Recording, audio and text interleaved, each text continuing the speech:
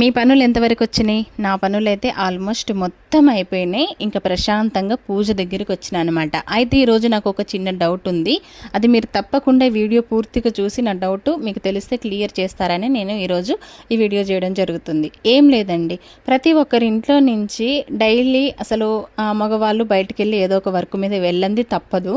అయితే చాలామంది అంటూ ఉంటారు, ఇంట్లో నుంచి మన ఇంటి వాళ్ళు ఎవరన్నా బయటికి వెళ్ళినప్పుడు లేదంటే ఏదైనా ఊరు ప్రయాణం వెళ్ళినప్పుడు మనం తలస్నానం చేయకూడదు, ఇండ్లు కడగకూడదు, దీపం పెట్టొద్దు, ధూపం వేయొద్దు అని అంటారు కదా. ఇది ఎంతవరకు కరెక్ట్?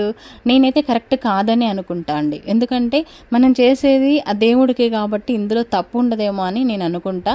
ఎందుకంటే ఎర్లీ మార్నింగ్ వాళ్ళు వెళ్తారు కాబట్టి వాళ్ళు వెళ్ళే టైంకి మనకైతే పనులు కావు కదా. పిల్లలు స్కూల్కి వెళ్ళిన తర్వాత ఇంకా వాళ్ళు మన హస్బెండ్స్ ఎటన్నా బయటికి పనుల మీద వెళ్ళిన తర్వాతే మనం పనులు అయితే మొదలు పెట్టుకుంటాం.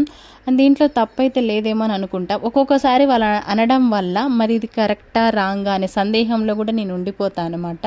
మీకేమన్నా దీని గురించి తెలిస్తే కామెంట్ చేయండి. నేనైతే 100కి 95% ఇది కరెక్ట్ అని అనుకుంటా. ఎందుకంటే మనం చేసేది భగవంతుడికే కాబట్టి తప్పు లేదేమో అనుకుంటా. దీనిపైన మీ అభిప్రాయాన్ని కూడా నాకు కామెంట్ రూపంలో చెప్పండి. ఎందుకంటే ఎప్పటి నుంచో ఇది నాకు ఒక డౌట్ ఉండిపోయిందనమాట మైండ్లో. అది మీకు ఎవరికైనా తెలిస్తే నాకు తప్పకుండా నాకు కామెంట్ చేయండి. వీడియో నచ్చితే లైక్ కూడా చేయండి. బై అండి. నెక్స్ట్ వీడియోలో మళ్ళీ కలుద్దాం.